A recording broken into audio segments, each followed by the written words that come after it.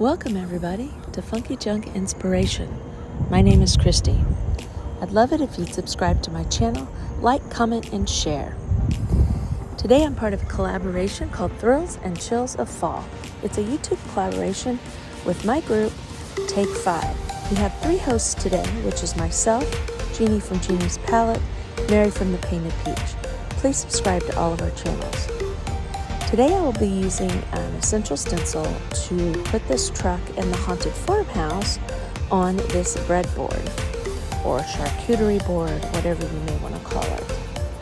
I do believe I got this at the Target dollar spot maybe a year or so ago. Anyway, it's beautiful as it is, but of course we're going to have to chippy it up and make it look completely different than it is right now. If you notice, my stencil is bigger than my board, but that's okay because we just want the truck and the words Haunted Farmhouse on there. Okay, so the first thing I'm going to do is I got my Vaseline out and I'm going to put some Vaseline spots all over my board. What this is going to do is cause a void when I put my paint on, which will cause it to look chippy. There are millions of ways to do the chippy look. This is just the way that I chose to do it today. Okay, so now I'm going to add apple barrel white paint right on top of that. Does it need to be completely covered? No. Does it need to be perfect? Absolutely not, because we're going for that chippy look. So let's get this dried off a little bit. Now I'm just going to scrape, and you notice when I scrape, everywhere I put that Vaseline, the wood comes back through. So that's giving us our nice chippy look. Now you can go one direction, multiple directions. It's just you do you on how you want to do your background. So let's get our stencil out and get started here.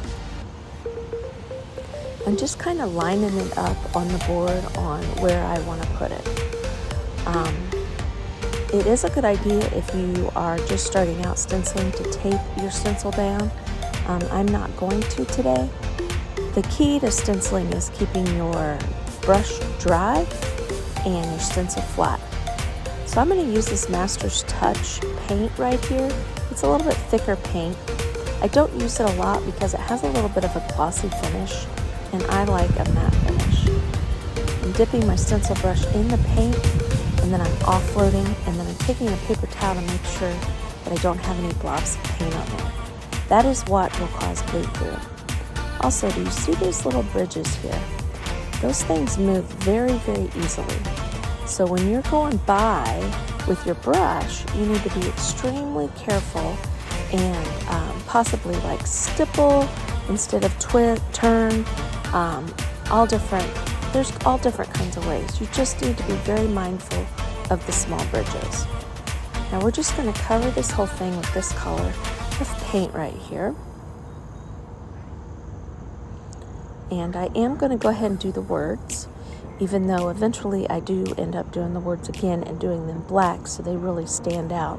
But I kind of like the effect of it showing a little bit of the turquoise, aqua, teal, whatever color that is in the background. Okay, now when I look this up, I'm not really liking how light this looks on the board. I feel like it needs to be a little bit darker or brighter. One way you could accomplish that is to put white paint down first and then go over the top. But what I decided to do is to grab this agave. It's a little bit of a deeper tone and it's a chalk paint and go right over the top.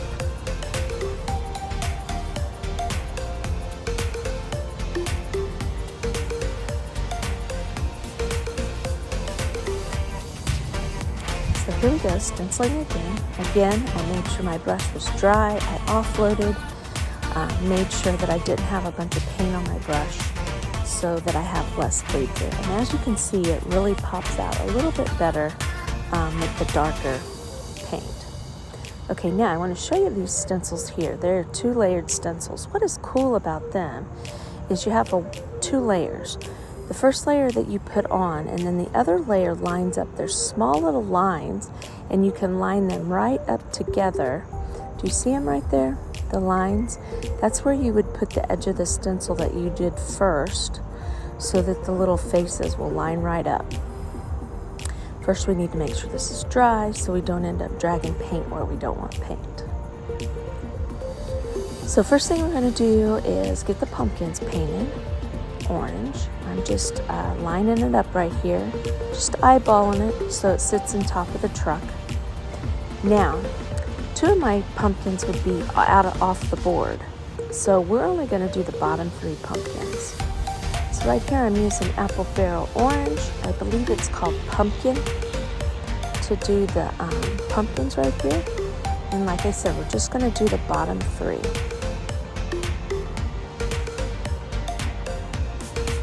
Here I just wanted to see what it looked like. It wasn't quite dark enough, so I reached over and grabbed a little bit darker of an orange paint. It's not much darker, but even just adding a second layer helps it really stand out a lot more. Okay, so now here we go to put our little faces on our pumpkins. Now, if you didn't want this to be Halloween-y and you wanted it to be more Thanksgiving, fall, didn't want to put the faces on the pumpkins, you don't have to. You can just leave the faces off. So here we go doing the faces. See right here. Aren't they cute?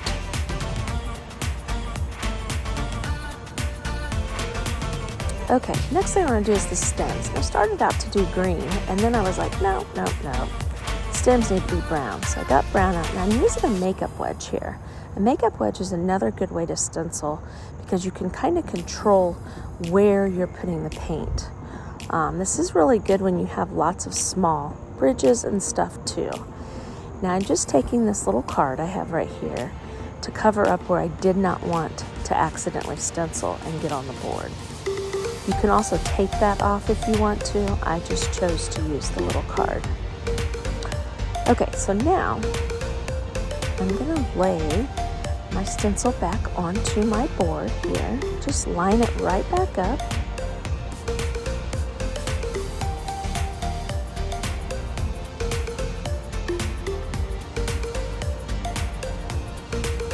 And what I'm going to do right here is I'm going to go over the words Hunted Farmhouse. I'm going to do those in black so they really pop off the board. Again, offloading my brush, making sure it's dry so I don't have, big blobs of paint.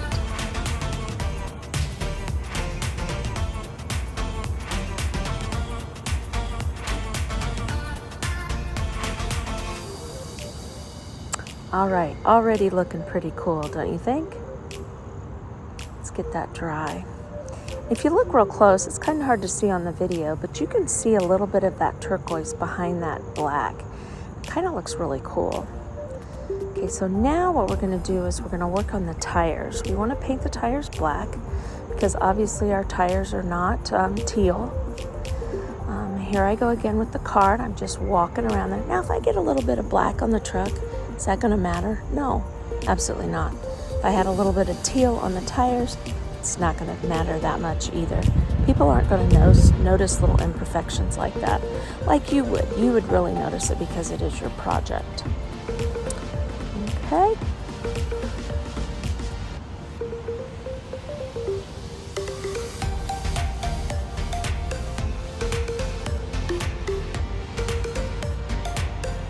So now I'm just lining that right back up again, getting us a new palette here. And I'm going to use some salt wash. If you don't know what salt wash is an additive you can add to paint to add texture to your paint. You can do all kinds of fun things with salt wash. Now normally I mix the salt wash in a cup and mix it with the paint. I just use a little bit to get like a brownie batter consistency. Well, since I was going to use so little of the paint and little of the salt wash, I decided that I would just put my 3 colors onto my plate and add a little salt wash. Next thing I'm going to do is I'm going to take a palette knife and I'm going to mix that in. And in between mixing it in, I do wipe my palette knife off. You can't really see it on the video very well, but I do wipe my palette knife off real good. So here we are mixing it all up together. Again, I just want kind of a brownie batter consistency. I want it to be a little thick and a little, have some texture. And it's basically no magic formula. It's just whatever your preference is. what we're doing here is we are going to put rust on our truck. So that is why I chose orange, red, and brown to kind of put on there. I needed a little bit more in those two colors and mix those up real good.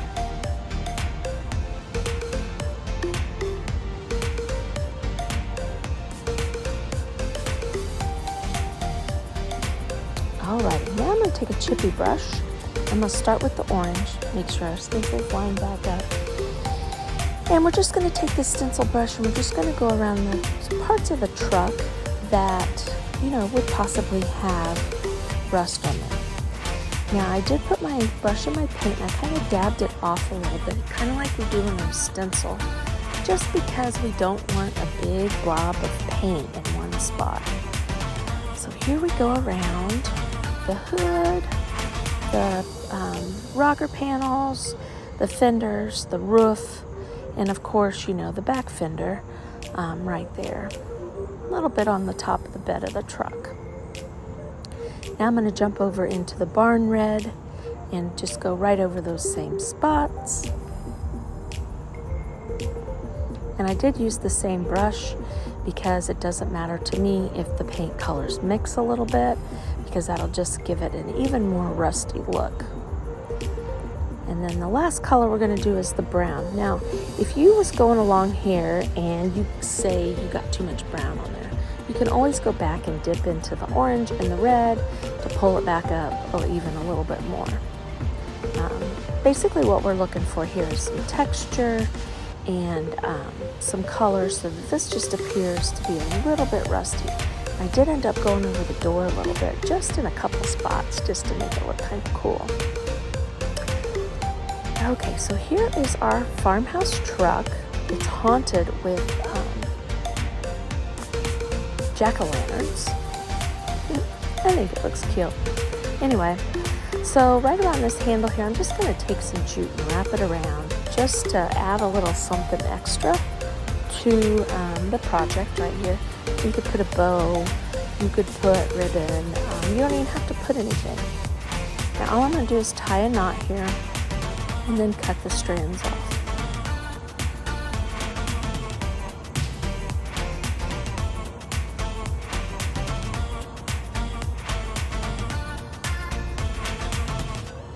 Okay, look, I think our project came out really, really cute, you guys. I really liked it, but we have one more thing to do. I like to take my stencil brush with the color, either a darker color or one of the colors in the painting, and I like to frame my project in. That way your eye is drawn to the center of the project, the actual picture on the board or frame or whatever.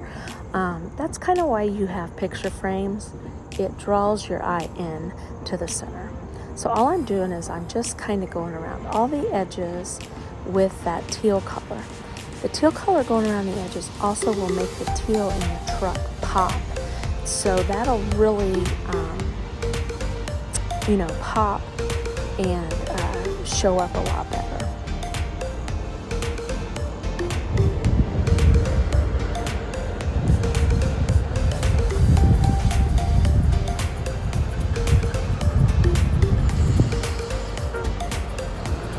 I really like how this turned out, and you see how you can see the turquoise under the letters of the word there, and that really looks like rust on there. I am just really impressed with how good this came out.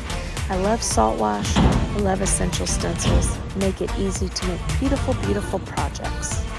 If you'd like to see more inspiration like this, I would love it if you'd subscribe to my channel, and of course, like, comment, and share. So here we used paint, salt wash, and essential stencils to make a beautiful sign. Again, I'm in a collaboration today with Take 5. I'm one of the hosts, also Jeannie from Jeannie's Palette, Mary from the Painted Peach. Please subscribe, comment, like, and share to all of our channels for more fun and inspiration. Again, this is Christy from Funky Junk Inspiration.